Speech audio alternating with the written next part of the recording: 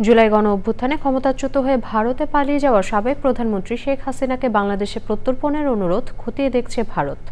শুক্রবার দিল্লিতে ভারতের পররাষ্ট্র মন্ত্রণালয়ের সাপ্তাহিক ব্রিফিংয়ে মন্ত্রণালয়ের মুখপাত্র রণধীর জয়সওয়াল সাংবাদিকদের প্রশ্নের জবাবে কথা জানান। তিনি বলেন, বিষয়টি বর্তমানে ভারতের বিদ্যমান আইনি ও বিচারিক প্রক্রিয়ার আওতায় খতিয়ে দেখা হচ্ছে। তারা এই বিষয়ে সব পক্ষের সঙ্গে গঠনমূলকভাবে আলোচনা চালিয়ে যাবেন। ভারতের পররাষ্ট্রমন্ত্রী নতুন সরকারকে সঙ্গে নিয়ে দ্বিপাক্ষিক সম্পর্ক আরও জোরদার করার আগ্রহ পুনর্ব্যক্ত করেছেন।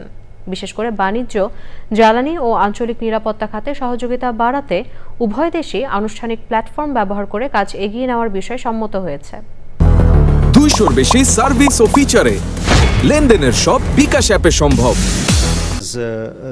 The request is being examined as part of ongoing judicial and internal legal processes. We will continue to engage constructively on the issue with all stakeholders. Bangladesh Foreign Minister visited India.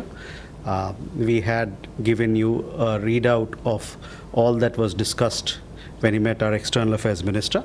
So I would refer you to that particular release, but I would also like to emphasize that External Affairs Minister reiterated India's desire to engage constructively with the new government